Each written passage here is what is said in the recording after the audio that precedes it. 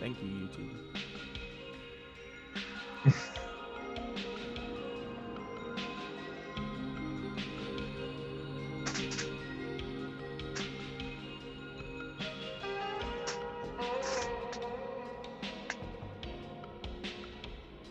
See, this is what I was talking about boomering things up once we go live. Yeah.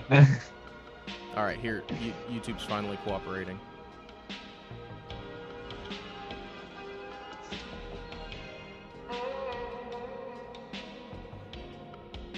Welcome, faithful viewers. My name is Reverend Brandon Warr. This is the Rev Brandon Warr channel, coming at you live Trad Tuesday. We got a special guest today. It's going to be exciting. Woo! We'll bring down the vaporwave music. No, Emily, I'm not stuffing the pipe. I'm not packing it yet. YouTube just wanted to be really slow. That's why. So, all right. Tonight we're going to be talking about freedom of speech. We're going to be talking about the anti-pornography movement, the dangers of pornography, and all sorts of that stuff. We're gonna try, Lord willing, we're gonna try to make sure that YouTube doesn't yeet us off for this spicy conversation. And if you have kids watching, just know that we are talking this stuff. You know, we're not gonna get into the super spicy stuff, but joining me is WarmPotato. How you doing, sir? Hi, I'm doing fine. All right, tell the audience about yourself and your YouTube channel and what you do and everything but your credit card number, although that would be appreciated as well. Hi, WarmPotato YouTube channel about.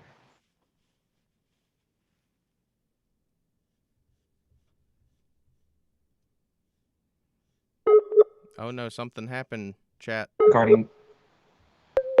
Oh, Oh, what happened? You what? froze out on me for just a second. Start that over again.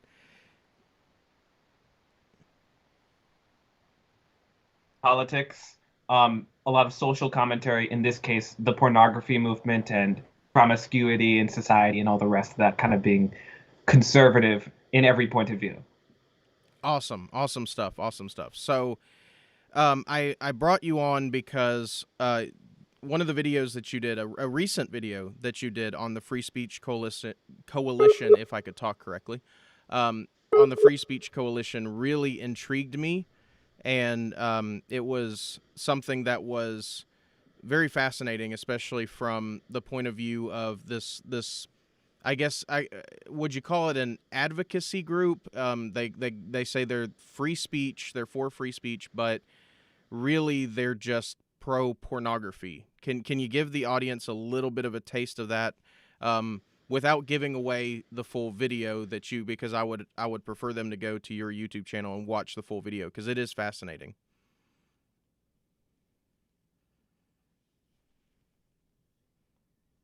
Political advocacy group that's funded primarily by porn stars and donations from the porn industry, based out of California, of course. Although it stands for FSC, Free Speech Coalition, in reality, they're using free speech as a method to push laws regarding porn production, health standards in the porn industry, so on and so forth. Okay. So what would be, let's start out with kind of a heavy question on this. What would be an appropriate response to pornography from a societal standpoint? What, in your opinion, needs to be done to deal with pornography as society, as culture, American culture? Where do we see us waging this battle? That's a big question. It is. Especially, I don't know if you've kept up with the news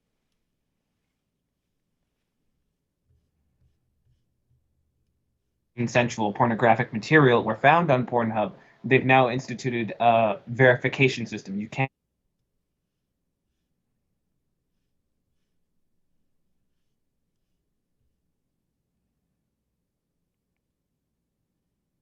do something similar. So when we're talking cold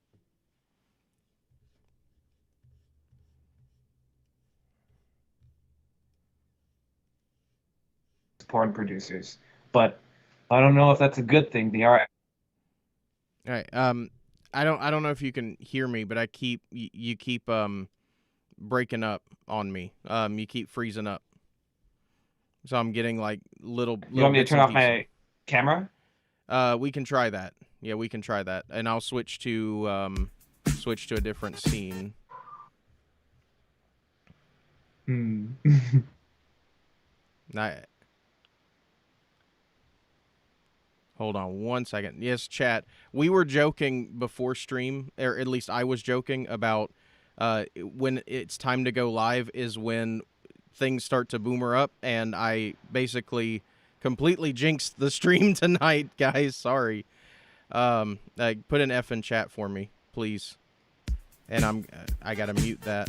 That was last week's theme song. Okay. Um. All right. So let's try this again. Big question.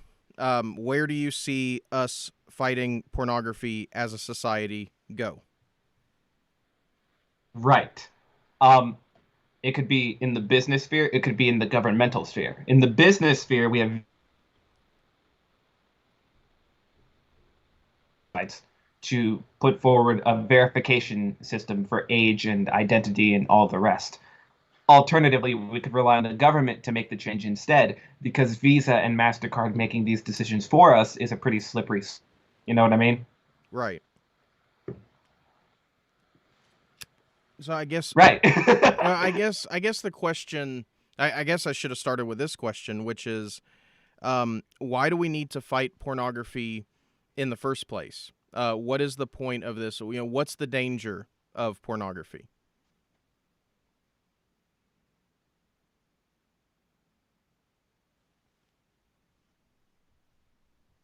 That back in the 70s and the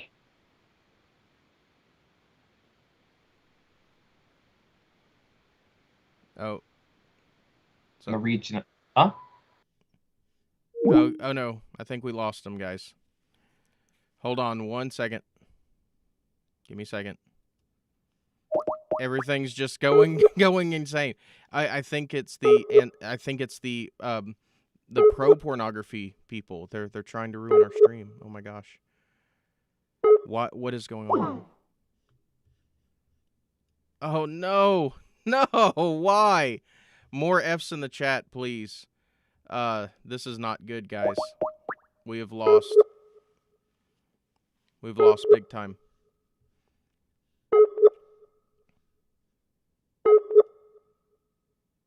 As you can hear, chat, I'm trying to call back on Skype. We may have to move this to Zoom or something. Because oh, how's everybody doing tonight, chat?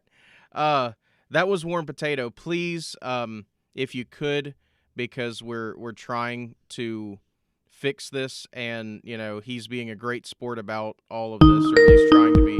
Go subscribe to his channel, please. Okay. Testing. Hello. We're trying this again. Testing. As you can hear, chat, I'm trying to call back.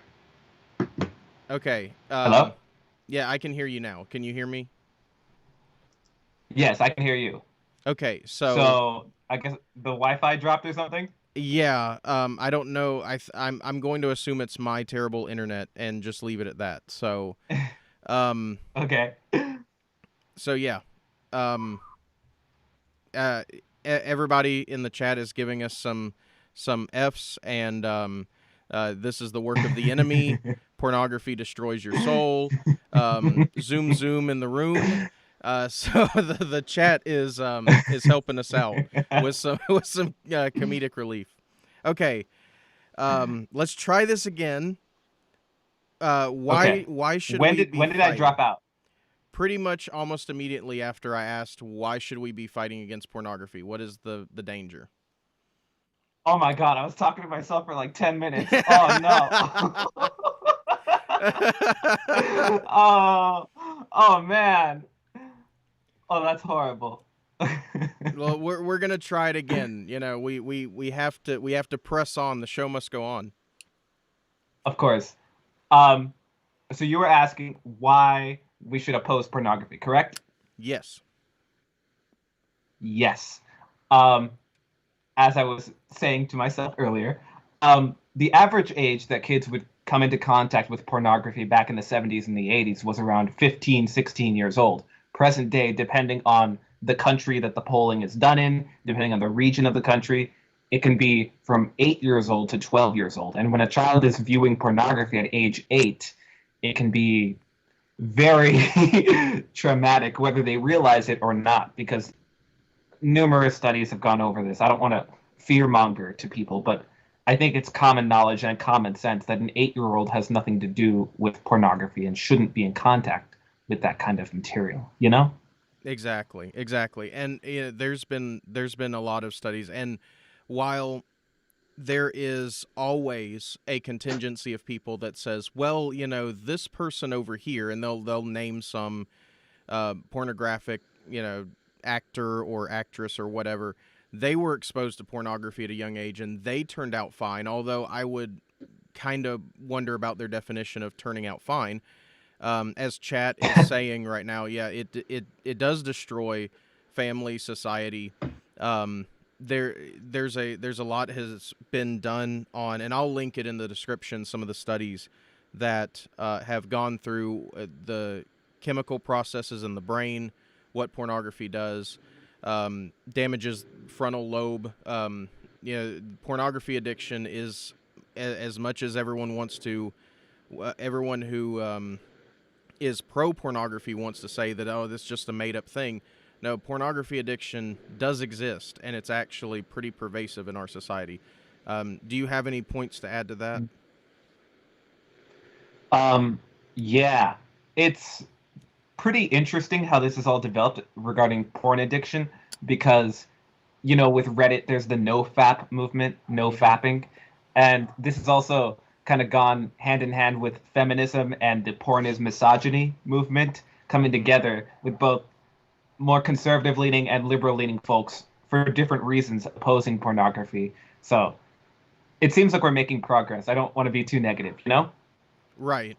And you know, if we as conservatives can agree with feminism on something, I'm at least happy it would be this. That it would be I would be Mm. happy to at least say we can agree with some of the I guess they'd be more um, classical feminists, because I'm starting to see more of what is akin to, I guess you would say, the slut walk type feminists that are very Mm. much pro pornography and pro prostitution.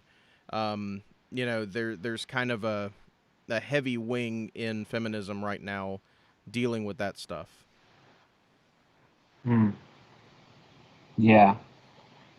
Um, are you familiar with Christina Hoff Sommers? Yes, yes. Based mom. Yeah, yeah, that's who I thought of when you mentioned all of this. But getting back, circling back to the main topic, that is one of the most primary reasons as to why we ought to oppose pornography is because, similar to cigarettes and alcohol, it tends to get into the hands of young people who have no business with it. Mm-hmm. And so I guess going back to your one of the things you bring up in your video on the Free Speech Coalition was their um, their fight against the Triple X domain, which would, you know, which would be a governmental societal way of dealing with, at least trying to curtail the, you know, getting with pornography getting into the hands of young people. What was their stance on it, and can you tell us why that was a big disaster? Right. This happened in the early 2000s under the Bush administration, the younger Bush, who's an artist now. And the idea was instead of .com sites, you put them on .xxx sites. However, the Free Speech Coalition opposed this And their articles and blog posts on the subject are still available to this day in the Internet Archive and on the surface web. So you can double check and see that they called it discriminatory, they called it unnecessary, even though isolating pornography to XXX domains was meant to allow better regulation of the sites, you know? But Right. the Free Speech Coalition naturally opposed this because they're going to get more viewers if porn can easily be accessed at public libraries, schools, and other areas under .com domains. And that's kind of a scary thing, especially when you think about the fact that yes, there has been numerous studies on pornography addiction. I can't imagine that someone, having, because there's also these blocker apps. People probably have heard of XXX Church and the different software that they've used and everything. I would assume that anyone who's Mm. trying to fight pornography addiction and are knee deep in this stuff, trying to deal with it, the XXX domain would be a much easier filter to put on, like you said, public libraries, schools, and even one's own personal devices if they're trying to kick something like this. What's your opinion on that? Well, life sucks. No, it's a very tough situation because I understand they had some good arguments because they are called the Free Speech Coalition. And one of their arguments was, and the Bush administration bought into this argument, that XXX domains would create a sort of red light district, Mm, but on the internet. So in that case, it would even allow dangerous type content to proliferate, and it'd kind of be like a Wild West under XXX domains. So I mm. understand like their arguments, and those are pretty good arguments, but it's it's very tough to find a middle ground because honestly, even if we did have triple X domains, it wouldn't solve the pornography issue. It would only allow quitting the habit to be a lot easier. Right. So what then are we going to do, like, as far as so let me backpedal a little bit. Let me explain to anyone who's watching that happens to not be of the persuasion that pornography is a bad thing. Yes, this is a Christian stream. Yes, I'm just making sure everyone knows this is a Christian stream, and yes, we are anti-pornography. Now that that's out of the way, um, I think that for broader society, even if you take it out of the Christian perspective, um, pornography being an issue of both um, physical health, mental health, even obscenity, how that affects society means something. So to dissuade all of the um, lulbertarians that might come in that I know are subscribed to me and that come in and say, this is curtailing freedom of speech, and how dare we, I must coom. No, you don't need to. In fact, that's a Oh no. problem. That's a problem. You need to not do that. Go get Blocker X on your phone or something, please. Um, and I want to get into that a little bit because uh, I personally I feel that this stuff is damaging not just to young children who will find it, but also to adults who consume it. There's always that argument of, well, it's two consenting adults having consenting sex with a bunch of other consenting adults who are filming it for other consenting adults who watch it. The problem with that argument, at least in my view, is that, well, consent doesn't necessarily mean that it's good or right or even good for society at large. I mean, interestingly enough, in researching this topic, I came across some really old court documents from back in the insane asylum days when insane asylums were pretty much a thing in this country. And that was one of the arguments that a lot of them would use when abuse would pop up in some of these insane asylums, where, look, these people with mental disabilities, they can't consent. Their family members consented. They knew what the treatment was, and this is all about consent. So, but does that mean that what they were doing, the shock therapy treatments and doing some of the stuff that, to be fair, the science at the time said would actually work on mental patients, that didn't make any of what they did a good thing. It didn't stop the abuse. And that's another thing we see in the pornography industry as well, the abuse of the people involved in it. Do you have any comments on Mm, that? right. Tangential to the point of abuse is all the porn stars who regret it that generally don't get talked about. And here's the thing is you can call it two consenting adults, but there's no denying there is a profit motive. Unless you're going to an amateur site, which very few people do, most of pornography is professionally made. There is a profit motive to it. They do have their pop-up ads, they do have promotions, they do have shills, especially on Reddit, for example, who are you familiar with Reddit? Well, unfortunately, Reddit is quite the hive mind of how would I put this? You know what? I'm not going to say what I think Reddit is. Reddit is a fine website for those who have the tolerance for it. I'll leave it at that. Right. When it comes to Reddit, for example, because I've used Reddit for some time and I've moderated it for some time, people will say, I'll cross post my subreddit into yours. We'll put it onto the sidebar. We'll put it onto a pinned post and all the rest. And it has happened, for example, with the Bitcoin subreddit, for example, people making money off of it. And this especially happens in pornography subreddits, where porn companies will use these social media sites and these subreddits to promote their content. So let's not say it's just two consenting people, because the reality is there is a profit motive. There is social media manipulation. It's everywhere. It's pervasive. It's not as simple as two people with an iPhone. You know what I mean? Right. And yeah, and to get to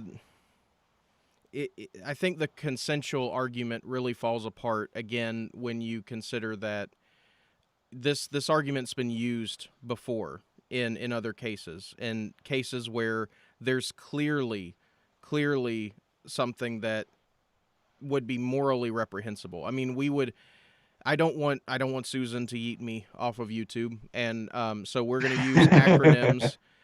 If anyone doesn't know what CP is, don't look it up, please. Don't. Uh, people make the argument all the time, and unfortunately, there's been. Are you aware of the MAPS movement? Yes, I did an entire hour-long video on this kind of stuff, so I'm Yeah. aware with all this stuff. Okay. So, I couldn't find that video. By the way, I was trying to find that video that you made on it, and I couldn't find it. Yeah, YouTube deleted my channel over that video, and I had to Really? beg them to give it back, and now it's only available on Bitchute.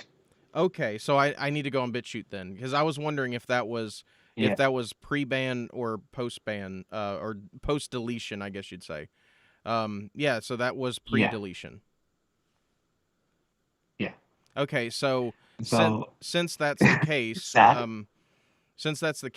give, if you could, um, give the listening audience what was basically the gist in that video, and what is this MAPS movement that everyone is going on about? Woo! Okay. That is a big topic, but in general, MAPS stands for Minor Attracted Persons. They are attracted to minors. They had organized in the past on 8chan, on Visions of Alice, Girl Chat, and a bunch of other websites. One of their most prominent speakers was named Amos Yee. You might remember him. He was arrested Yeah. recently. And he had upwards of 100,000 YouTube subscribers for his pro pedophilia messages. Yeah, and if anyone in chat or anyone who watches this video later wonders why I'm smoking during the stream, this is why. Because um, I never would have thought that we would come to a place in society where you actually have this movement of minor attracted persons, and it is as horrible as it sounds. And there's actually arguments that they use, and one of the arguments is the consent thing. They will actually argue that certain minors do have the ability to consent, despite the fact that that's completely bogus. Um, what is your opinion on this? I'm pretty sure I know your opinion on this, but um, Yeah. how would you argue? And I'm pretty sure you've argued it in your videos, but how would you argue with someone that says, well, um, people who are minors, that of course they can consent. Of course that they can go into these things and do whatever they want to because, freedom, man, or something. Right. Um, for example, Amos Yee with the 100,000 YouTube subscribers, and I play the clip of this video in mine. I should definitely send you the clip later because it's hard to believe, but he literally said, children, of course they can consent. When a child chooses to play with the Barbie doll or the fire truck, they consent to playing with that toy. Therefore, children can consent to sex. And this guy had 100,000 YouTube subscribers. So clearly there were a lot of mentally ill people who really were applauding him for this kind of logic. So in many ways, it seems hard to even convince these people, especially because most pedophiles, studies have shown, have underdeveloped frontal cortexes and all the rest of that. Right. So it it seems borderline impossible to persuade them that they're wrong, you know? Right. And you mentioned that, and that just kind of comes to my mind because in chat someone put, um, it can the pornography addiction can cause stunting of certain brain functions and everything else. I wonder, do you have an opinion, or do you think that it's because we see a lot, or at least in from the things that I've read, it seems like the way pornography addiction works is that people seek out more and more extreme things in order to satisfy something that they're not getting from the thing that hooked them in the first place. So I wonder if there's a connection here between something like what is commonly referred to in pornography circles as the age play genre. If there's Mm. something to do with someone who's addicted to porn that starts to search stuff like that out, just to try to be a little more extreme. I'm sure that I don't know. Yeah. Do you think there's some sort of connection there? I have an example. I have an example. Boy, this is crazy. You ready for this? Okay. Have you heard of Family for Fun? No. Should I have? I hope not. Family for Okay. Fun was basically a Facebook alternative. You know, everyone's talking about social media alternatives. This was a Facebook alternative back around 2017. I talk about it in the video. And it was basically Facebook, but for incest and pedophilia fans. Oh It was God. called Family for Fun because the idea was it's like a dating site, and you would connect with someone of the opposite sex, and you would raise a family for fun. You would raise a family and raise them into incest or pedophilia. This was a real thing. You can Google it, Family for Fun, and it was shut down by the FBI. You've got to be kidding me. Family for Fun. I don't know what to say. I Yeah. don't know what to say. This is okay. If anybody comes to me, any of my Lolbertarian friends, or anybody comes and comments on this stream and says, man, it's just freedom of speech, man. This is the stuff that I am going to remember, throw up a little bit in my mouth, and then proceed to just say, look, the slippery slope argument has proven in all forms of life in this country, has proven to be more accurate than what I would have ever hoped for. Um, Oh, I, oh, oh, oh, oh, oh, oh, oh. I got the name wrong. It's Family for Love, and there's a Vice article on it. I'll paste it into the chat. okay. Um, was it Vice, or no? No, it was Salon that had the I'm a pedophile, not a monster. right, the virtuous pedophile, right? Yeah. That's a whole issue in itself. Well, let's talk about, not that I want to talk about this, but let's talk about there seems to be a contingent, and I mentioned the age play genre, and of course you mentioned the disgusting stuff that I don't want to think about, but this is stuff that obviously I joke around, but people do need to be aware of it because unfortunately this is the slippery slope of pornography. But there seems to be a high contention of people with power within the porn industry and within Hollywood. I mean, let's be honest, that are being discovered to be pedophiles. And I believe you did a video on this as well.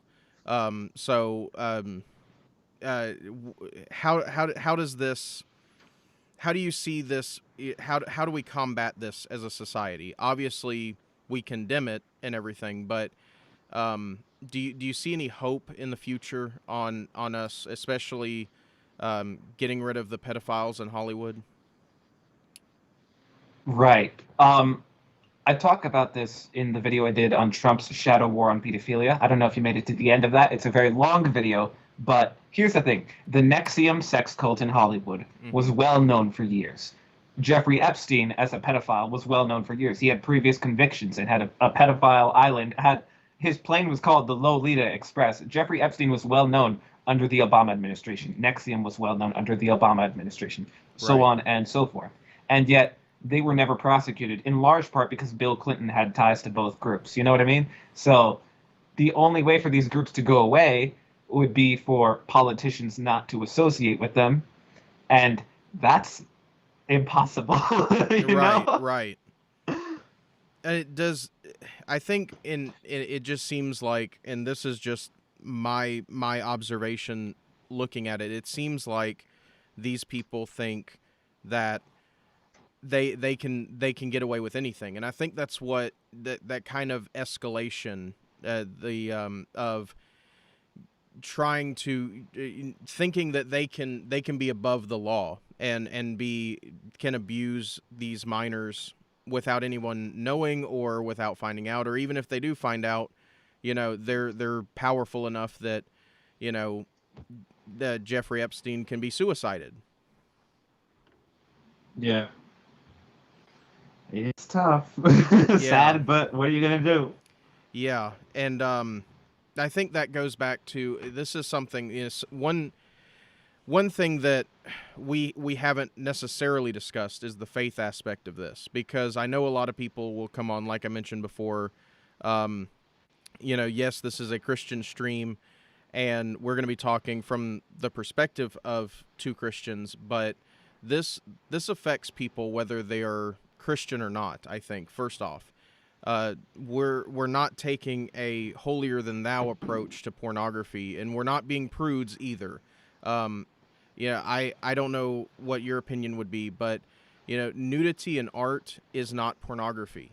You know, the David statue is not pornographic. And that gets into the Miller test for obscenity too. As far as and I guess I'll go ahead and ask your opinion. So, where does pornography diverge from art? I think both of us would agree that pornography is not artistic. It doesn't really add anything to the artistic landscape. Um, but where do you see art being divergent from pornography? Can we put a line on that, or is this something that is just nebulous? Right. It is tough to have some random judge out there say this has artistic value and this does not.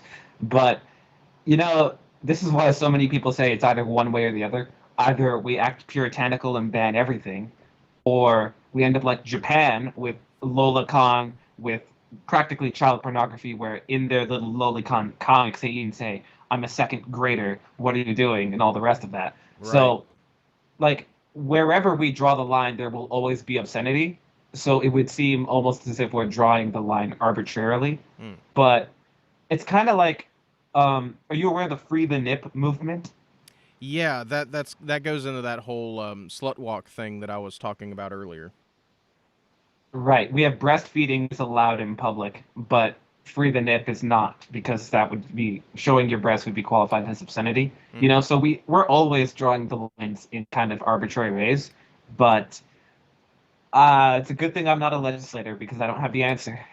Yeah, and I think that it goes into intention as well because what some people you know don't realize is that the law does actually take into account intention. I mean, people got really upset in 2016 when Comey decided to basically let Hillary Clinton off the hook because, well, she didn't intend to do anything wrong, although you could argue that whether she did or didn't.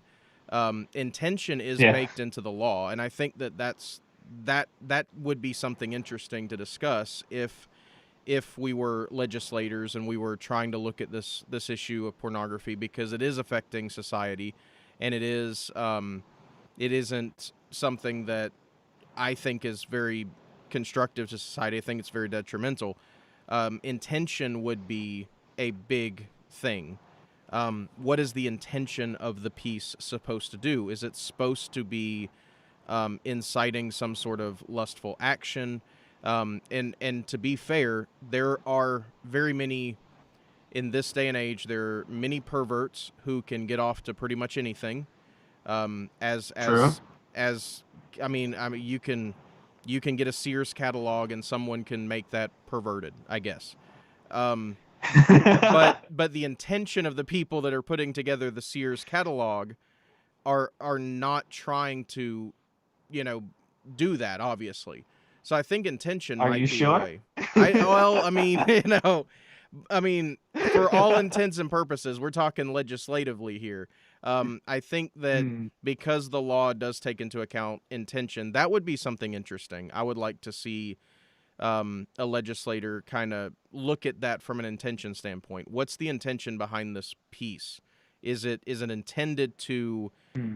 to cause something? Because obviously, if someone goes to the Louvre, in France and looks at all the art pieces there, I'm pretty sure their dopamine levels are not getting the same hit that they would if they were going on to Pornhub. True. Hmm. So it's Yeah. interesting to think about. Yeah. Here's another question that I have for you, because we're talking about pornography made by porn producers and all the rest of that, artistic merit and all the rest of that. Do you remember the Snapchat scandal? It was mid last year regarding child pornography. If I recall, I do remember hearing about it, but I don't remember the details. So, Right. There were a couple, but but the one I'm talking about is the Snapchat baby filter. And you use this filter, it would make you appear like a baby. And there were some OnlyFans girls, there were some basically internet prostitutes who were using the baby filter to appear like babies, and then would say, "I'm a very sexy baby." And oh in effect, no. that was production, yeah, production of child pornography, even though there were no children involved. So even like there's so many points to this issue, and my point is that how can you regulate like a filter on Snapchat? Do you know what I mean? Right, right. Yeah. Well, that also goes into what's it called? I remember I remember a lot of people doing videos on people that would do the crinkling thing, where they would be like adult babies. They'd be wearing ASMR. um well no, not ASMR. It's a they call it crinkling. It's when they wear diapers and they role play as a baby. Oh. Yeah. Um Oh. yeah. Mm. That's weird. Well, it's not just weird. I wonder. I legitimately wonder. Is this something that is?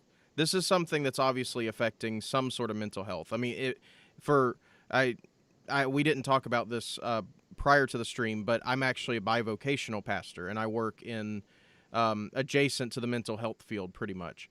So Mm. I don't get into actual mental health diagnosis, but I do work closely with mental health. So the Mm. I have to look at this stuff and wonder, is there, yeah, because a lot of people will frame it as, well, this is just a hobby, this is just something that I like to do, this is what, gets me going, whatever. But there has to be some sort of mental health going on here, and oftentimes in some of these fandoms, um, whether it be the age play stuff, whether it be just different fandoms that are involve this sort of kinky sexual lifestyle and everything, there seems to be some trauma there. Um, Hmm. yeah, I don't know where your stance on that would be. Yeah. Well, if you don't have anything nice to say, don't say anything at all. That's what my father taught me. So, Yeah, um, yeah, it's tough. Um, this connects adjacently to the Free Speech Coalition video that I did. I don't know if you remember the part about what was it exactly?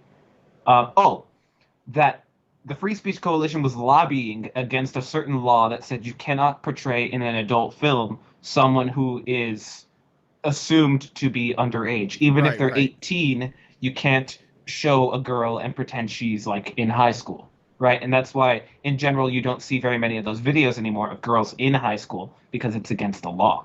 right. This connects adjacently all throughout this because the same thing with age play. Like, if we allow adults to pretend like they're 16-year-old girls, why don't they pretend to be 15, 14, 13, you know? It's about the principle of the thing, and it's a very slippery slope, you know what I mean? Right. Yeah, and that's the age play stuff that I was talking about earlier. Just the it again, it seems like a slippery slope argument, which it is. That pornography ultimately will escalate to these more extreme variants. But to me, I think the slippery slope argument has proven to be true numerous times. Um, Yep. and I don't know. I just think that um, that's why I think pornography, as a society we need to be against pornography, because of the effects on the brain, because of the effects on society. I mean, the fact that you know children are getting pornography at younger and younger age, I can't imagine, if this continues, what these children will be seeking out in 10, 15 years time, after being inundated with hardcore pornography from every access point they can get it from, as simple as they can get it, as quickly as they can get it, with all Mm. these tube sites. So I mean, where do you see it going if it's not curtailed in any way? Well, already within the gay community, there's that group. I don't know if you've heard of this, bug chasing. Have you heard of this? No. I'm a You little haven't heard of scared. bug chasing. I'm a little scared.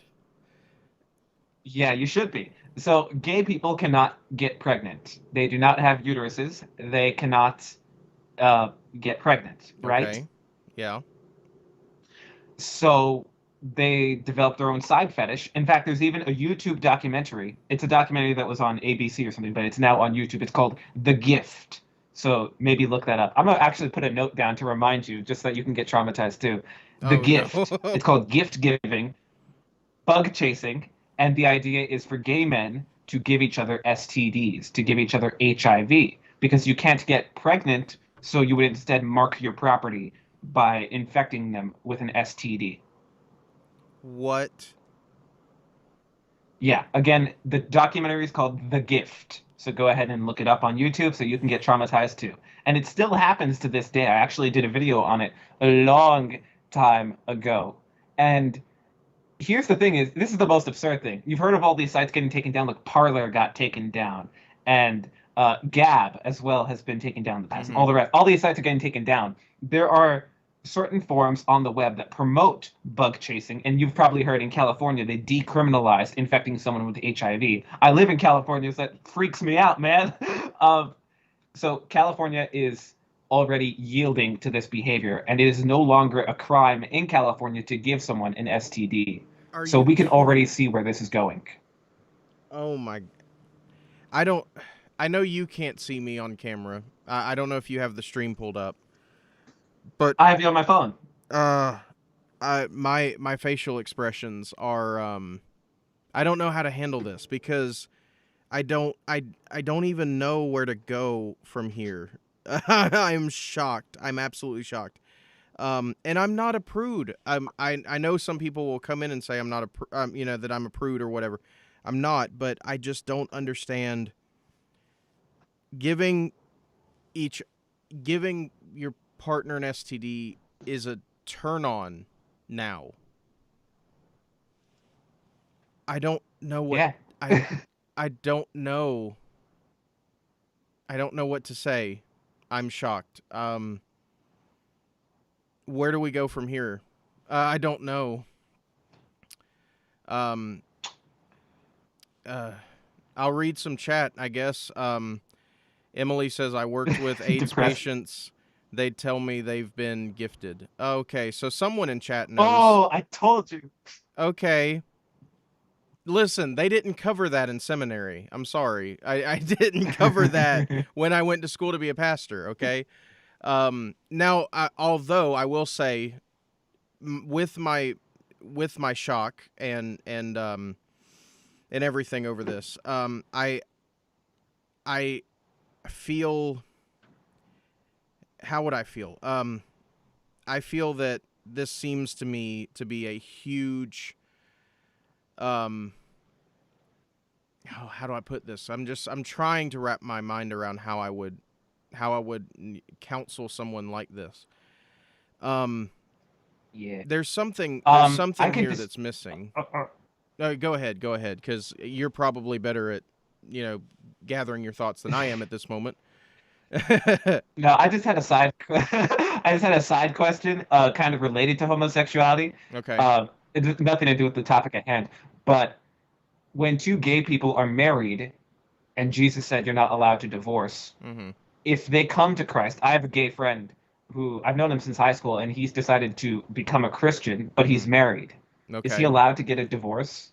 Yes, because the homosexual marriage would fall under a violation of the sixth commandment. So when Jesus gives, he says that divorce would not be allowed except in cases of adultery. And since the sixth commandment falls under, you know, the homosexual lifestyle falls under um, the abolition of the sixth commandment. It's a sixth commandment violation. It's a violation of adultery. So yes, divorce Hmm. is allowed in that instance because Jesus specifically says, except in cases of adultery, and Hmm.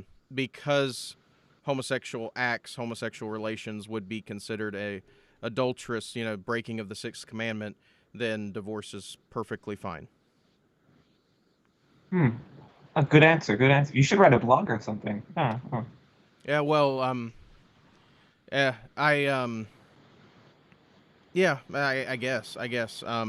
I people hear me ramble a lot on YouTube, so I'm hoping that works better. Um, and well, that's something that we ought to talk about too, because I keep coming back to the slippery slope argument, and we've seen, in especially with the homosexual movement, that the slippery slope argument has kind of proven true. That you know, what was it, 10 years ago? It was, yeah, homosexuals just want to get married. You're a bigot. You know, let them do that. And then now every single thing that every single right leaning commentator had warned about, you know, has kind of come true. We're seeing a lot of young kids in elementary schools being taught about homosexuality, about things that are a little bit uncomfortable. Homosexuality is Hmm. being pushed in every Right. aspect of pop culture, and now I guess the gifting thing is now a thing that I'm aware of, and um, I don't know. It seems like it seems like the slippery slope is working itself out in that area. I mean, do you see that as well? Yeah. Yeah, tangentially related. Are you familiar with Blair White? Yeah, yeah, the transgender YouTuber, yeah. Right. I don't know if you've seen her videos about wanting to have a child now. Have you seen any of those? I haven't followed her. I really never did follow her other than when she was on like Steven Crowder guest, like Well, as a yeah. guest or something. Yeah, me too.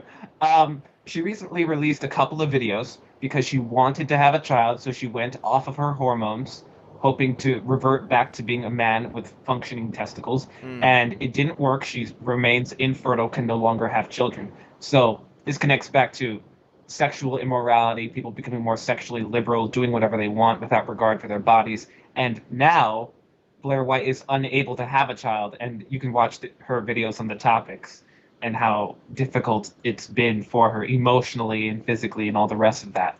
So I don't want anyone to think that the only issue we have with pornography and sexual immorality is Pornhub videos on the internet because it affects right. people in real world ways, you know?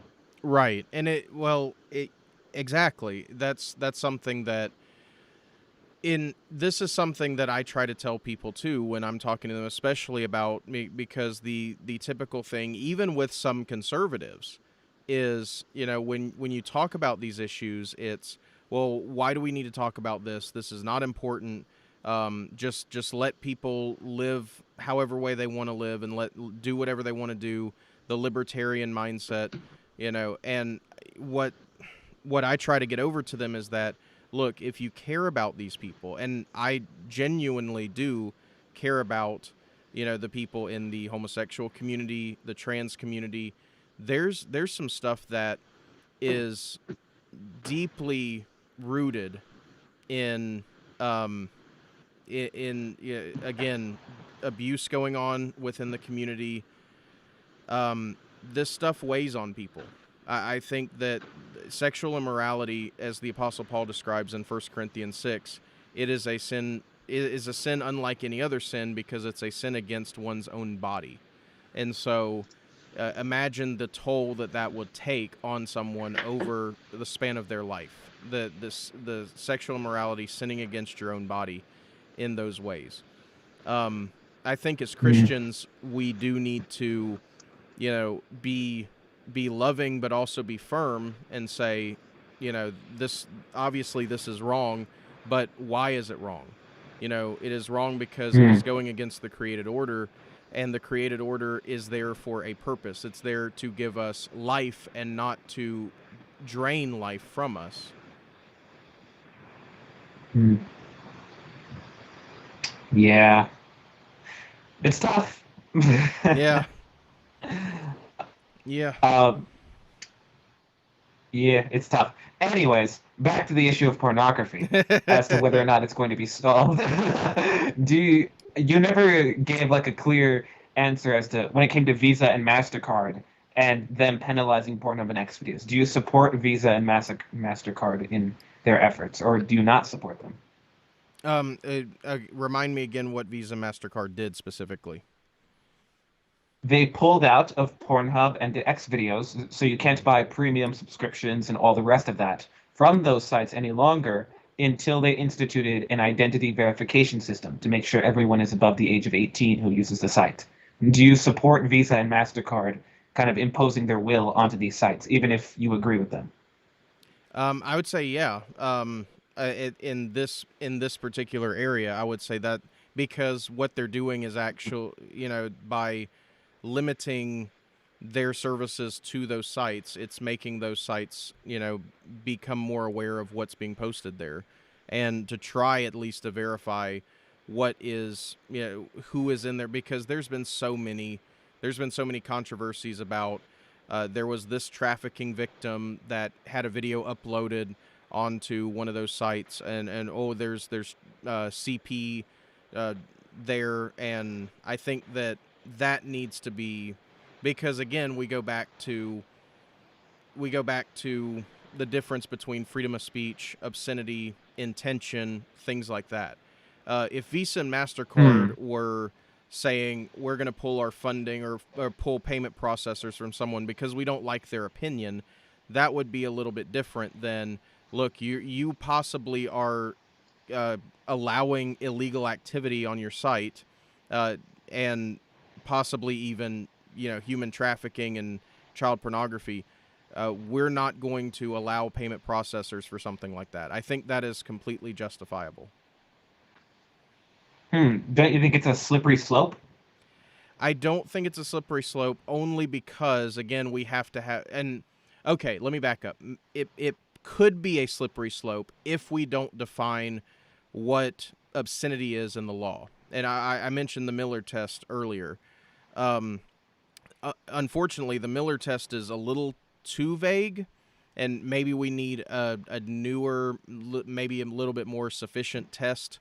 But if we look at precedent in the law, then obscenity's always been a thing. So if we can distinguish between obscenity and actual speech, I mean, it's no different than incitement and freedom of speech. I mean, if there was any actual incitement to violence, I would be okay with Twitter or Parler or Gab taking them down, and they do, and that's one of the things that Parler, and not to go off on a little rabbit trail, but Parler has just sued Amazon for nuking them pretty much, and one of the things that Parler said in their lawsuit against Amazon was that, look, the posts that you brought to our attention that you said were inciting violence, we removed them.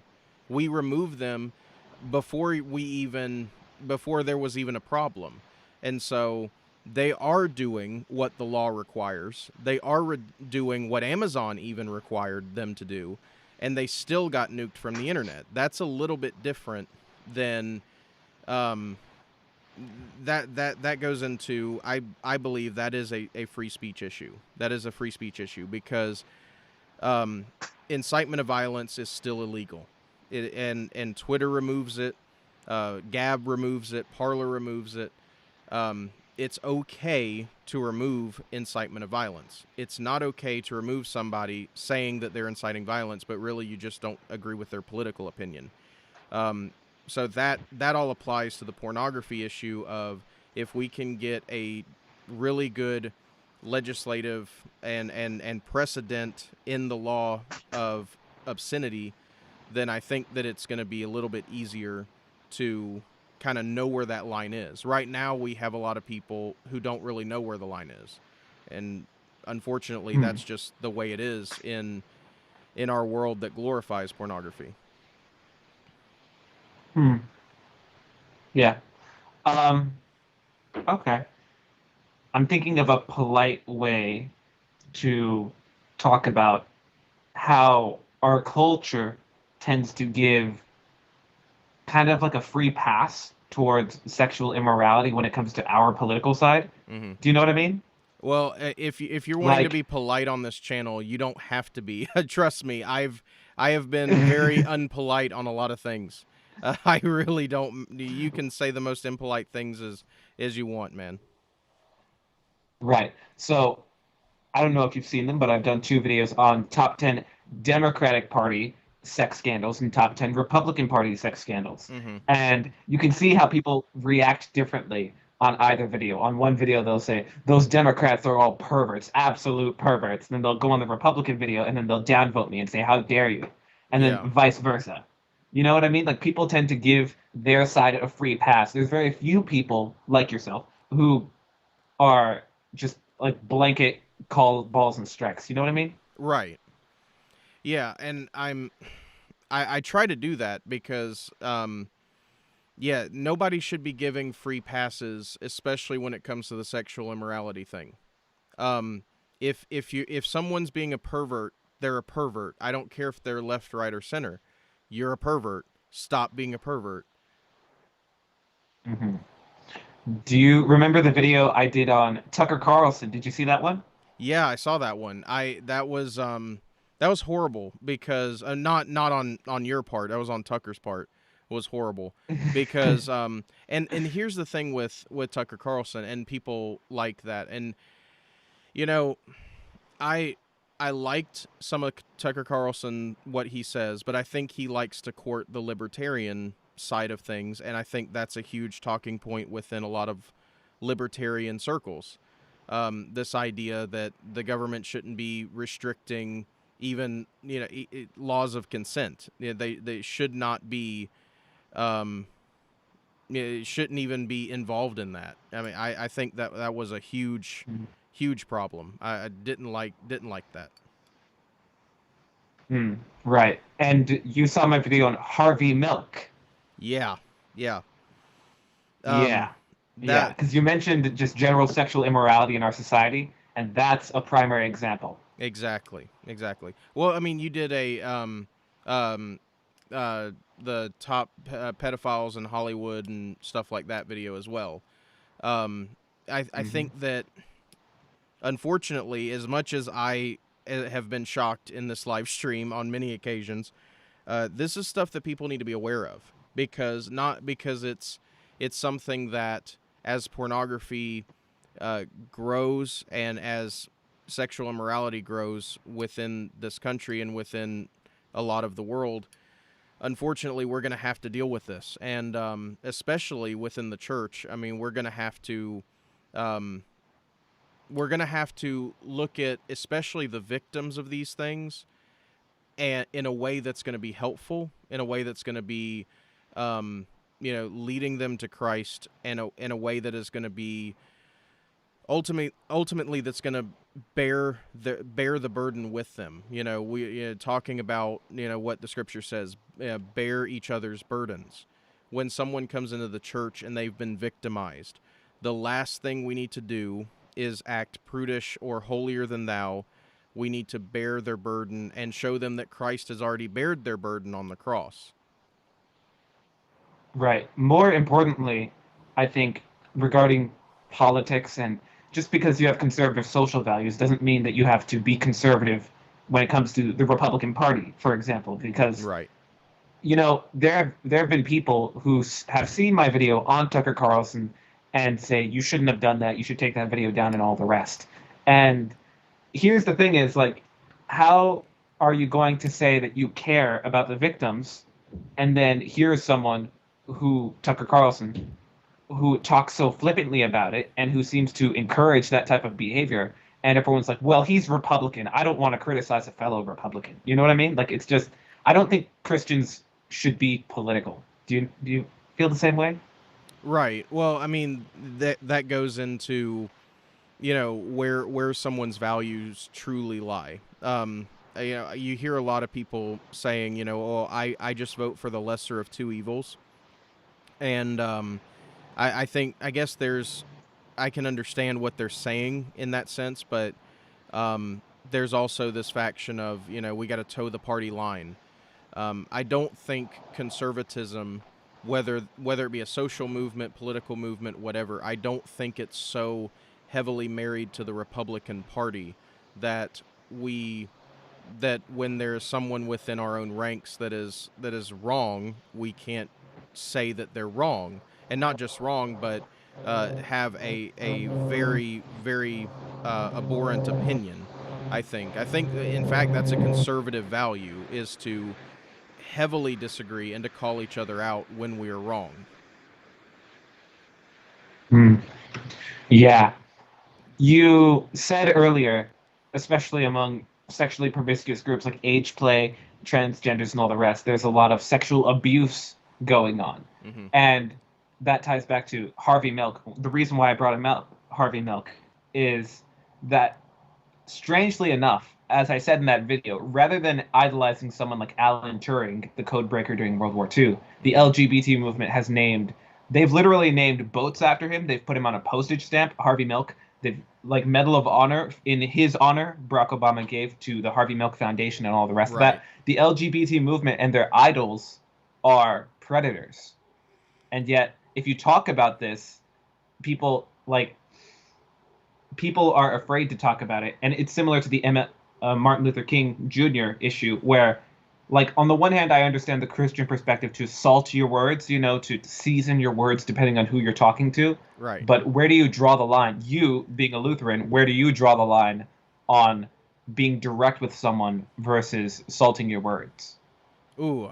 Well, if we're talking about words being salty, as in my dissonance, then I've been pretty salty on this channel, honestly. No, Lutherans are kind of in some ways known for being a little bit bullheaded and a little bit stubborn, a little bit brash.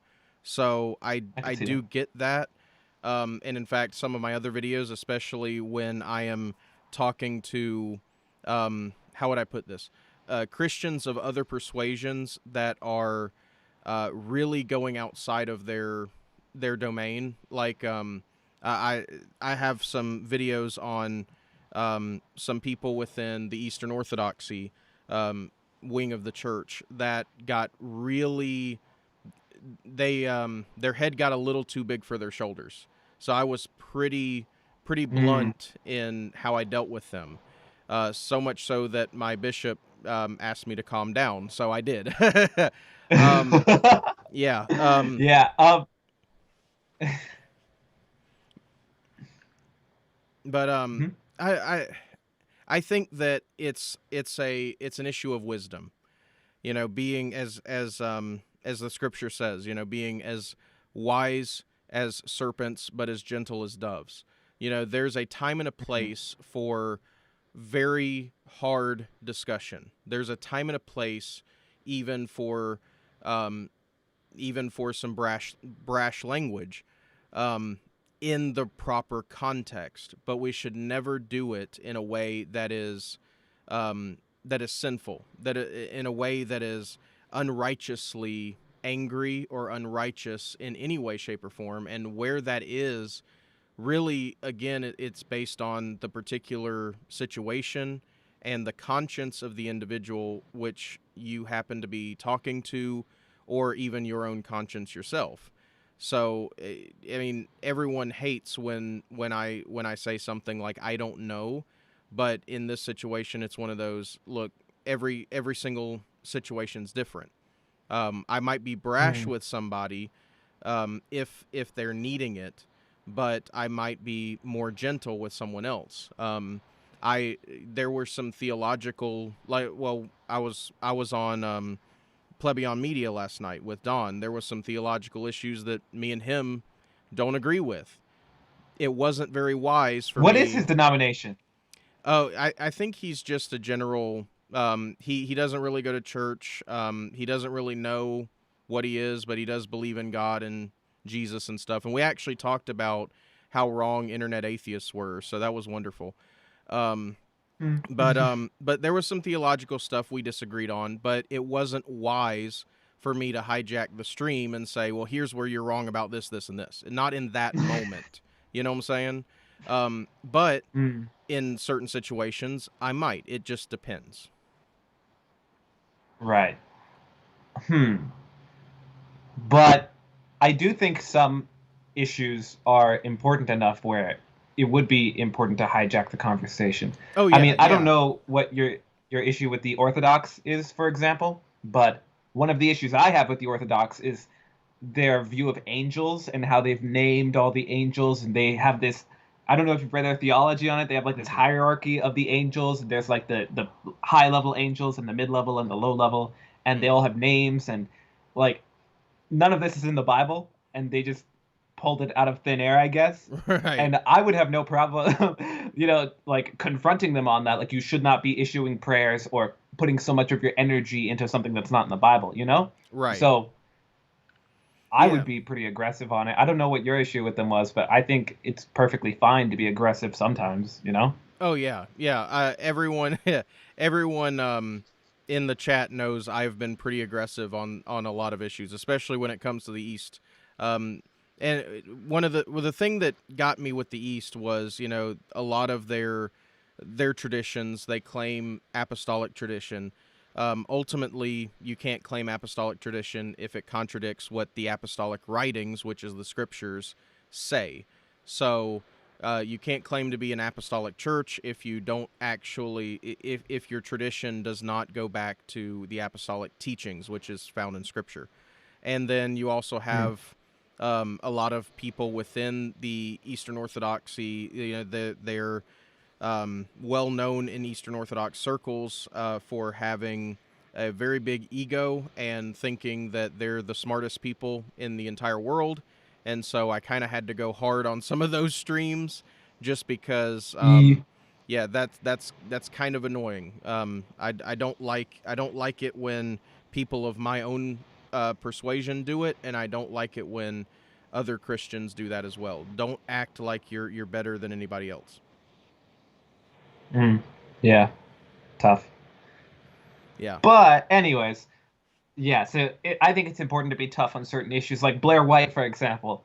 I was talking to my family about Blair White being unable to have kids, and I don't. Actually, I'm curious for your opinion now, but I don't feel bad for Blair White in any Mm-mm. way whatsoever because it was their decision to become transgender, and now they have to pay the consequences for it by being infertile. I wonder, like, what your position is because Yeah. it's. I feel like we just got to be honest. Yeah, I feel the same way. I feel the same way. There is some, and Bully. yeah, I feel that it's a hard thing because I think that there's some mental issues here with the gender dysmorphia and stuff like that. But at the end of the day, you know, Blair White is an adult. Knew what um, knew what the transgender transition was going to be like.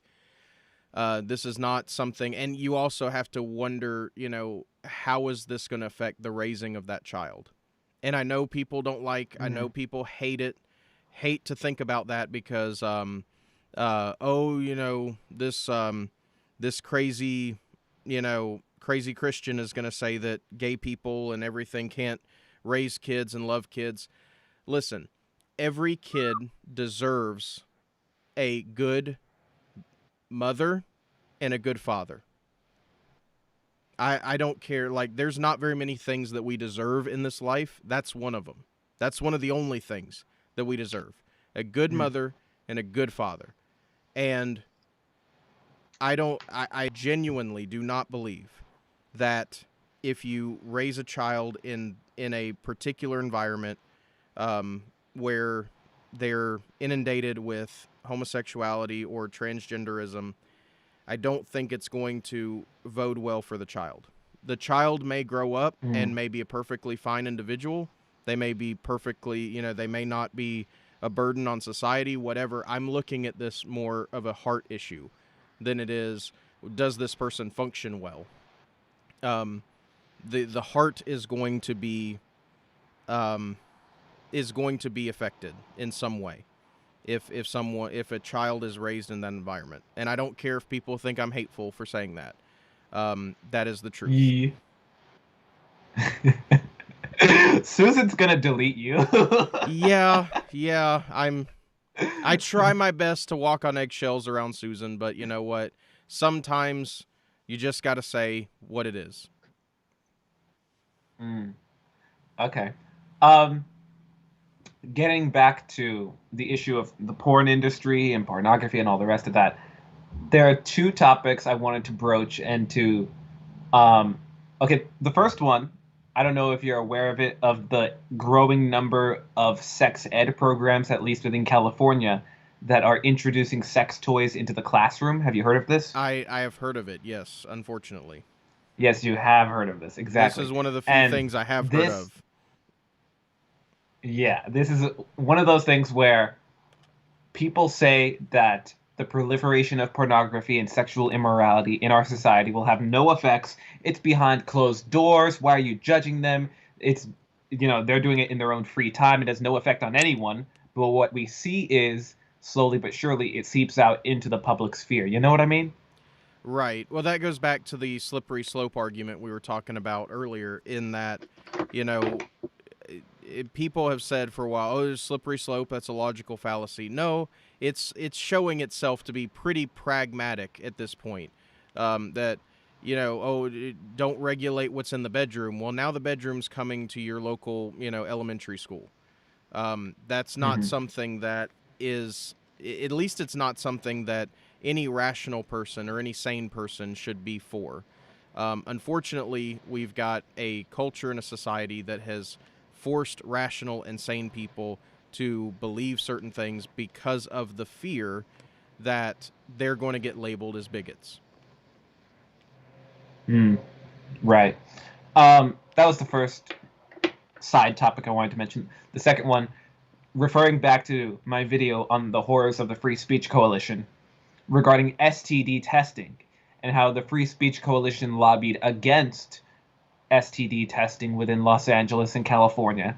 And at the time, this was in the early 2000s or in the 90s, porn stars, and I think actually Jenna Jameson, I think her name was, one of those Mm-hmm. big porn stars who regrets it, wrote a book on the subject, and in her experience, they only had to get STD testing once a month. Oh And wow. you see how that could be a problem. Yeah. Yeah, well, there was a whole documentary on I think the BBC produced it on the porn industry shutdown that happened in the early 2000s because of the HIV scare. A lot of people Right. I were gotta look that up. infected. Yeah, a lot of people were infected on that. I think it's called The Dark Side of Pornography or something like that. It was produced by the BBC. And I watched it with my wife because I was too afraid to watch it by myself. But it was an interesting documentary, and it really did expose the even the lady who's, and I can't remember her name because it's been years since I watched this documentary, but the lady who was doing the testing, who actually quarantined the people who had been infected with HIV. She was getting like protests. She was getting death threats. High level pornographers were saying that she was out to destroy the industry, and she's fairly pro pornography. But even the simple act of quarantining an HIV outbreak was enough to get them to say, "You're killing the industry. How dare you? I'm going to send death threats." Hmm. Yikes. Scary stuff. Yeah. But that might have been a documentary from a long time ago, but it's still an issue even today. The porn industry is still lobbying for the loosening of STD testing laws, and there's no positive effect to that. There's nothing positive that could come out of looser STD testing. Well, if I'm gonna go back to the slippery slope thing, and because you mentioned gifting, I wonder, is that the next subgenre that they're going to introduce? Because I could see that happening. Unfortunately, I could see it happening, and maybe all that. I'm not saying it's a big conspiracy or anything. I'm not a conspiracy guy, but could that be something that we see escalating? The consumption of pornography. If gifting is a thing where people are trying to give each other sexually transmitted diseases, could that be a genre in the future if the porn industry gets their way of not having STD testing? Yeah, who knows? Uh, very disturbing stuff. That's mostly a gay thing, like I said before. Oh yeah, Um, yeah. so who knows? I don't think any straight people are into that. So it'd probably have a very niche market, but you know what they say about a niche market, it's easier to capitalize on. Right. So I don't know. Well, Yeah. that brings up a question that I was going to ask you. In that, you know, as conservatives, the assumption would be that we are pro capitalism, pro free markets, and I'm pretty sure we would be. But is there a point to say that maybe the free market is going to get it wrong? Because if someone can profit off of it, in theory, it should be good for the rest of us. But if someone's profiting off of sex work, prostitution, pornography, obviously it doesn't seem like that would be good for society. Where would you stand on the free market issue? Yeah. That's tough. Like I said before, if you want to say laissez-faire capitalism, we would end up like Japan. And as I mentioned, Lolicon, they also have you heard of ToddlerCon? No, no. I think you know what that is. Toddler Yeah, con that's kind of is implicit in the pornography. title. Yeah. Yeah, it's self-explanatory. And here's the thing is, if you want to say pornography has artistic merits, then you say that having a 16-year-old, 14, 15, right, lolicon has artistic merit. Couldn't you make that same argument that toddlercon also has artistic merit? Like, how far are we going to let this go? Where with this laissez-faire capitalism, libertarian, my principles matter the most. You know, like how? And here's the thing: is I've had these conversations in the past where I say, "Oh, so you think artistic merit, it's art, all the rest. Do you support the legalization of toddlercon?" And immediately everybody says, "No way, that's disgusting." Huh, so you Right. just drew an arbitrary line. The reality is it is a slippery slope and they're just going to keep pushing it little by little, you know? Exactly. And I think that's why, going back to the we need a hardline definition for obscenity, because obscenity laws have existed from the beginning of this country, and it's not a violation of freedom of speech to have obscenity laws. But the problem is when obscenity laws become so vague that they either cannot be enforced, or they're only enforced by puritanical prudes, which would just ban everything. Um, we need a actual legally non-vague definition of obscenity, and the Miller test tries to do that, but again, it's too vague for my liking. Hmm. Yeah. I don't see the issue getting resolved for at least another 20 years. Yeah, and that's the unfortunate thing, is that we can sit here on a live stream, hope and pray that Susan doesn't eat us off of YouTube, but ultimately we're gonna have to wake up tomorrow and deal with this. Um, what Hmm. would be your advice to someone who is trying to stay away from pornography? Maybe even they have struggled with pornography. Um, what's some practical advice that you might give to someone who's saying, "Look, I hear what you're saying. You know, obviously this stuff is not good for me. Um, what's the next step?" Hmm. If they don't have porn addiction, I would recommend to avoid it completely. You should get rid of your Reddit account. You should get rid of any type of social media like Snapchat as well, Instagram type stuff. If the people you follow on Instagram post a lot of lewd photos and all the rest, you know. Oh, that reminds me. Did you see the Pope? And he liked an Yeah, Instagram photo of he a. did it 3 different Yeah. times. It's like Frankie's lonely. Like, come on, guys. Although they brushed it under the rug by saying it was some staffer, but at like the first time it happened, I was like, okay, maybe I can accept that. But it happened 2 other times after that. And the thing is, Yeah. either the people who at the Vatican who hire these people to run the Pope's social media are really incompetent, and they just don't want to fire these people, or Frankie's really the one doing it. I don't know. Yeah. I just think he's lonely, and he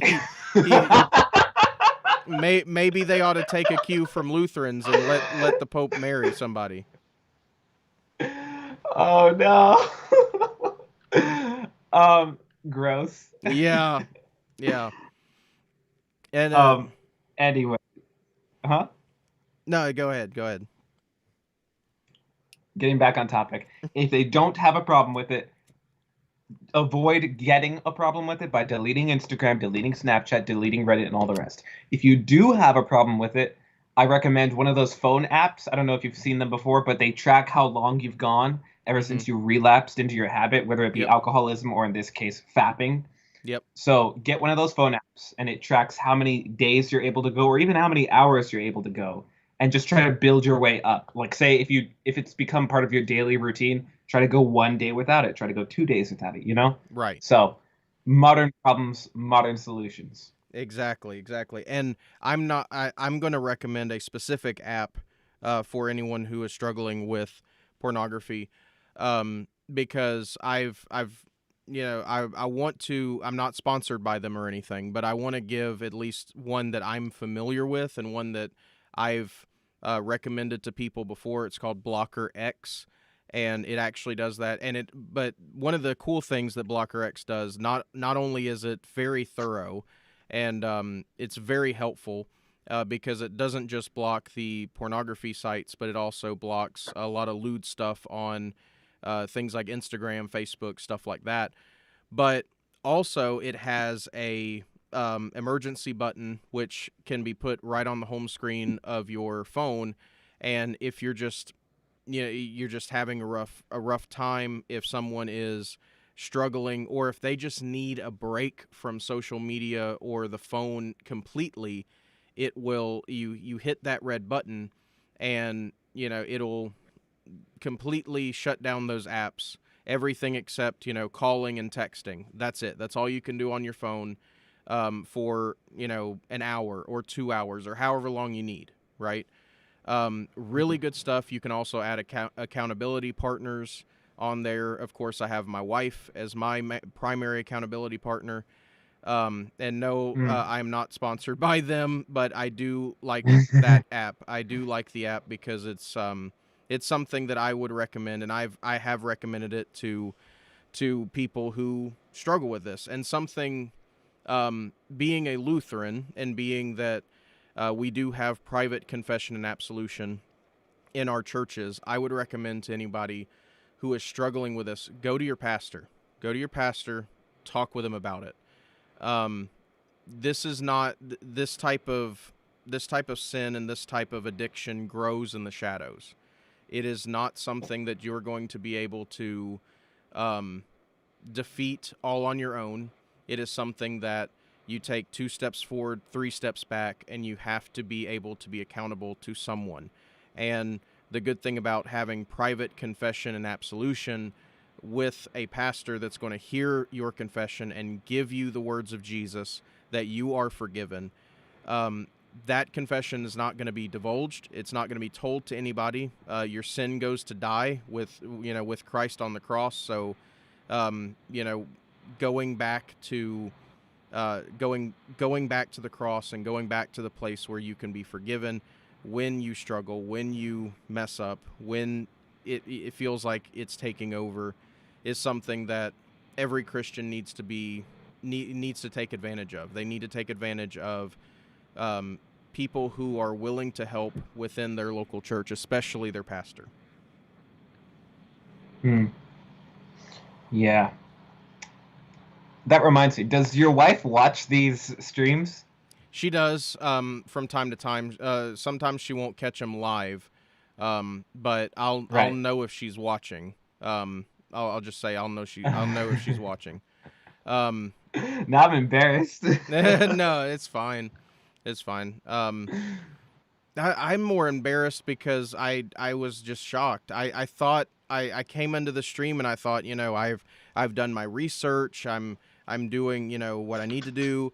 And then the look on my face in some of these segments, it's just I can't believe it. I just can't believe that it was worse than what I thought.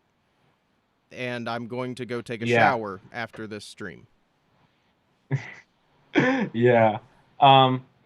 What I find to be most disturbing is that the problems that we've named and addressed, they're not going to disappear. Like Family for Love, for example, the incest Facebook page.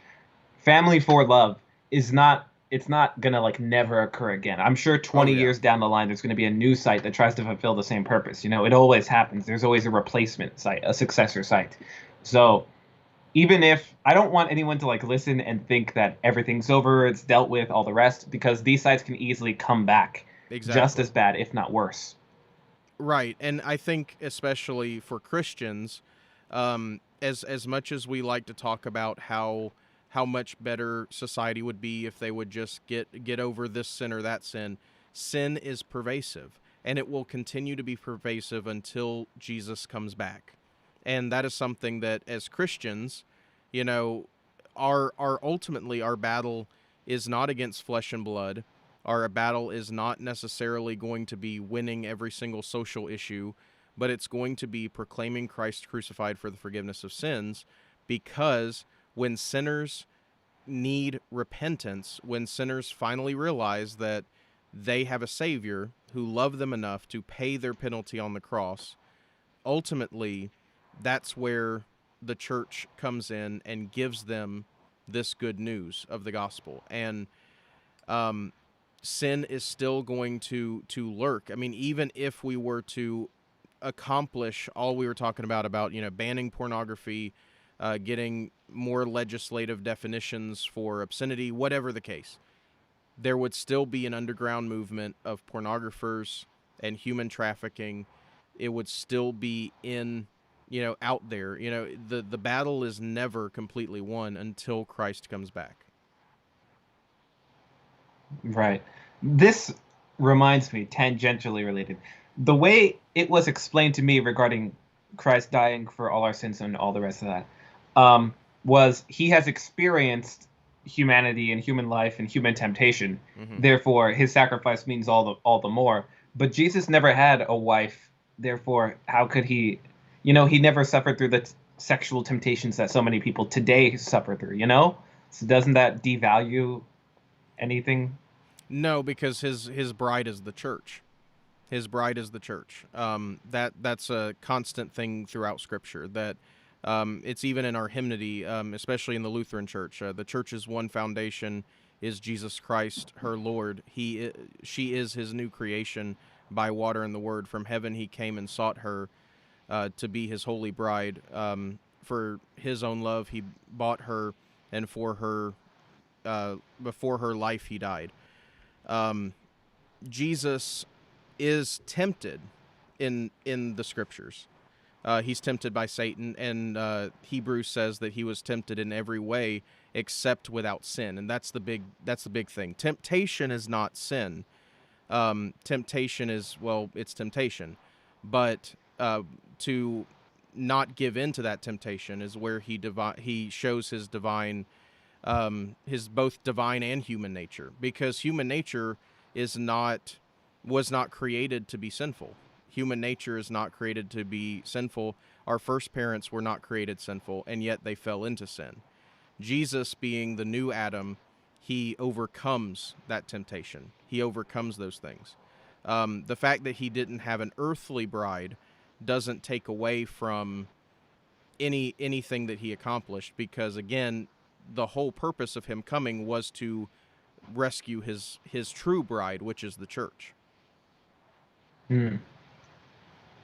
Good answer. Well, I mean, I tried. I mean, I did pay for some sort of education. Yeah. Yeah. Tough stuff. Yeah, definitely. So, yeah. So that hour-long video that I did on pedophilia and on internet pornography and all the rest of that, that's only available on Bitchute. Mm-hmm. That is a lot. That is tense. That is, and it's not the only video that was removed from my channel. There was another one. I rarely mention it because it was taken down by a copyright takedown. Mm. Are you familiar with my video on COPP? No, I haven't seen it, especially if it's been taken down. Right. It's available on BitChute. Okay. And COPP stands for Come on Printed Pics. And it was a tribute forum. You know what pornographic tributes are? I'm guessing it's not a cover band. No. Okay. Pornographic tributes are when people ejaculate onto photos of women. And in this case, they were ejaculating onto photos of children. What? And here's the thing is, you could go through the website history, and when it began, it was, here's a Selena Gomez. Let's all jerk off to her photos, right? And then it goes to another celebrity. Eventually, people were posting their neighbors, their doctors, their dentists, and all the rest. And you could see the slippery slope until eventually people were posting their nieces, their nephews, and all the rest. Oh, God. So that's another video available only on BitChute. And it still goes on to this day. The site is still up to this day, though they've tried to clean up the problem ever since they were under pressure by Cloudflare and a lot of other drama. My point is that, number one, good video, ought to check it out. Yes. Number two, that even if child pornography is not being produced, you can see what they were doing. They were sharing photos of their nieces and nephews for sexual purposes, you know? So it wasn't child pornography, but they're still sharing photos for that purpose. Do you know what I mean? Yeah. So that makes it all the more difficult to legislate. I'm on my second pipe right now because this is hard to deal with. Oh my god. Yeah. Um, look, I thought I was going to be prepared, but it just again, sin is pervasive. The flesh is never satisfied. The sinful flesh is never satisfied, and I'm pretty sure we could talk all night and probably into the morning about how degenerate all of this stuff can ultimately end up being. Um, Hopefully, everyone understands the danger at this point. I am I'm certainly going to throw every single device that I have in the garbage after the stream, just because of my absolute shock on some things. I just wonder how how thirsty does someone have to be in order to get into this cop thing? Um, Yeah. how desperate are they needing to relieve themselves if they're going to do it on pictures and then of course the escalation of people that they know, family members. It just it's just it's too much. It's too much. Yeah. I'm putting a reminder down to. I should upload this outside of BitChute to like library. Are you familiar with library? No, I'm not. You're not? I'm not. You're not? Okay. Um, lbry.tv. I gotta put a note down. I gotta get you Yes. on library. They it's like they automatically mirror your videos over, so whenever a video is uploaded onto YouTube, it'll automatically be put onto library, which is why I highly recommend you join them, because it's a Okay. perfect video archive. Yeah, Okay. perfect video archive. I use it all the time. It's super good. YouTube alternative, library.tv, lbry.tv. I'll send a message to you after. For something to mirror my stuff, because if I do happen to get yeeted off of YouTube and I have a really tiny channel, most of my stuff is not going to be archived by anybody other than myself. So, Tiny.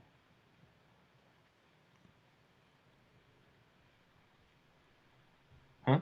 no, say that again. I said it's not that tiny. Oh, well, I mean, less than 700 subscribers, so. I used to be at less than 7. I started out with like 12. It was it took a long time to get to where I've had my channel for like 2 or 3 years at this point, and you see I'm still only at a couple thousand. Oh, yeah, yeah. So, you know, It's don't lose hope. Don't lose faith. oh yeah, yeah. Well, this is the only way I can get upset about things like this and not torture my wife with all the stuff that I talk with her about. So, Yeah.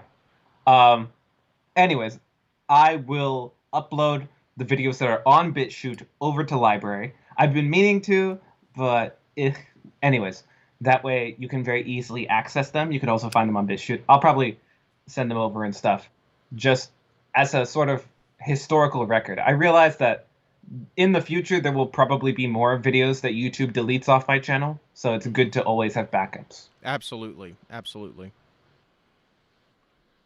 Yeah. That's good that you brought that up. Like I said, because I've been looking for a YouTube alternative, and every time I try to upload anything to BitChute, it takes absolutely forever, and it's very Right? buggy. So I've almost completely given up I on hate BitChute. BitChute. Yeah. So Yeah. I hate I've BitChute. I've looked into Rumble. I've looked into Ugh. some other stuff, but I do I want to hate Rumble. archive my I do want to archive my stuff. So I definitely want to look Yeah. at library. Yeah, I don't know how you. Okay, first of all, Rumble, I don't like because they only developed their free speech stance like a month ago. Like, you can go in the Internet Archive and go through their website. They never had a free speech stance until November. And I'm like, ugh. That's interesting. Rumble, yeah, I don't recommend it. I don't recommend using it. I've used it. And they've even admitted, you can go onto their public Twitter, that new and small users, their videos aren't showing up in the search feed. So if you're hoping to actually get your videos seen, it's not going to happen. So I don't recommend Rumble. And beyond that, there was something else I wanted to say about, well, I forget. Oh, I do remember. Okay. So you've never heard of Library? No, no, until Okay. just now. Right. Two things. Number one, President Donald Trump's YouTube channel, they've archived it over on Library, just in case YouTube deletes it. I don't know if YouTube has yet, but they've archived it over in that case. And number two, have you heard of the lawsuit against UC Berkeley regarding public lectures? I'm unfamiliar with that one. Right. So UC Berkeley used to have a YouTube channel with upwards of 400,000 YouTube videos. And it was just lectures on astronomy, philosophy, theology, all the rest. Mm-hmm. And whenever there was a lecture in a classroom, it would be recorded automatically by cameras at the back of the classroom and uploaded to the UC Berkeley channel. But they were sued because something about discrimination, something about we're paying tuition for it, but these lectures are available for free, so on and so forth. Thus, UC Berkeley was forced to delete all of these videos. But Library saved them. Nice. You haven't heard of this? I have not. I've not heard of this. Have you been living under a rock? Well, here's the thing. Basically under a church, because all of my time is spent writing sermons and then preparing for this show. So even the stuff that was happening in the news this week, it was hard keeping up with it because normally I'm not a big news junkie, but this week was like one thing after another was happening, and I'm like, oh my goodness, what is going on here? Yeah. Yeah. So wait, had you already heard about Visa and MasterCard? You hadn't, huh? Well, the Visa MasterCard thing was something I knew they were doing some stuff. They were pulling their funding. I had heard that they had pulled funding from Pornhub and different ones. And I also know that they were pulling funding from they were pulling payment processors from certain conservative speakers as well. But as far as connecting all of those news stories, some of it all runs together for me. So Right. Anyways, when it came to Berkeley, all of those lectures were saved. So if you ever retire and you want to just goof off, then you could just go on Library and watch 400,000 lectures. It's so good. that's wonderful. That's a good resource to have. Yeah. Good resource to have, especially since not to get on the topic of education, but education is gonna change in the very near future, I believe. Mm. Okay. Yeah. Huh? No, you go ahead. I didn't. Oh, okay. I was gonna make a joke. The children are our future, and the children are gonna end up messed up. You know? Yeah, a little bit. Well, hopefully, Yeah. the next generation coming up is a little bit more, um, decent. There's been a lot of people saying they're leaning more conservative, but then there's other studies that say they're more liberal. I don't know who to believe when it comes to the next generation. I hope and pray Yeah. that the next generation is more conservative and deals with the ills of society better than the boomers or Gen X or millennials did. Right. Well, I mean, we'll see. I think the internet, as long as we keep a free and open internet, videos like, not to toot my own horn, but as long as videos like mine are able to be up on YouTube, Yeah, then I exactly. think people are going to be fine because the information will always be out there. Exactly. And yeah, I think that's kind of the name of the game for a lot of this is information, getting more information out, whether or not the overlords at YouTube agree with that information or not. And most of the time, it's not. They don't agree with it. But you know, we got to keep fighting that fight, getting that information out to people. Yeah. Well, Tough. it is. We have gone way over normal time that I normally do the show. So, and we covered. Sorry. No, that's actually a really good thing because again, yeah, this is a topic that needed it, I think, and in so many ways, despite the fact that I was shocked many different times. And I think that's again, like I said before, that's something that people need to be aware of.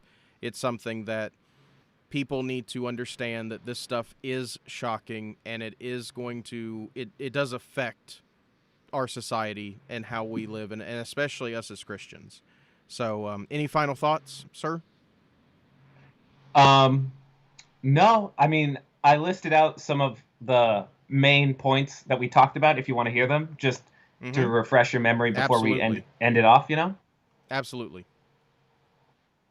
Right. So number one was that documentary, The Gift, which you can find on YouTube regarding homosexual gift giving and bug chasing. Number Okay. two was the Family for Love scandal, Facebook for incest and for grooming children. Number three was Blair White unable to have children, having to detransition and still not being able to have children because what you do to your body is permanent, regardless of what these people tell you. Number four, California STD laws, current day HIV, no longer a criminal offense to give it. And number five was the big documentary I did on Amos Yee, on pedophilia, on the MAP community, like you mentioned, and all the rest of it. So that's 5 different ways that our society is falling to pieces around us. Right. Yeah, and as much as it would be entertaining to leave this stream off on a negative note and to just throw black pills around everywhere, I'm going to leave with a little bit of hope, because again, even though there is sin all around us, even though it seems like we're fighting an uphill battle, and a lot of this stuff we may never see any change when it comes to dealing with pornography in society, but the Lord has already dealt with this. The Lord has already dealt with it on the cross. He has bore our burdens for us, and he provides for us within his word, his sacraments, his church. And until he comes back, we still proclaim Christ crucified for the forgiveness of sins. We still, we meet people even in the midst of their sin, and call them to repentance and faith in Jesus Christ, because ultimately that's all we can do as Christians. At the end of the day, all we have is the word. That's it. And we Mm. we let God heal in places where we are unable to heal. That's what I got. A women. Yeah, amen and a women, right? um that is the left I believe it's a Greek term meaning I'm an idiot. Yeah. Yeah. Yeah, so No. amen is let it be so, and a woman is I'm an idiot, so let it be so, I'm an idiot. Yeah. All right. Well, I appreciate it. I appreciate it, sir, you coming on and gracing us with your presence and with all of the information, despite some of the shock. The shock will wear off eventually. And as Viva says in the chat, Christ is already victorious. Yes, he is. Absolutely. So go forth, everybody. Please check out WarmPotato. All of his stuff is in the description below, and I will actually be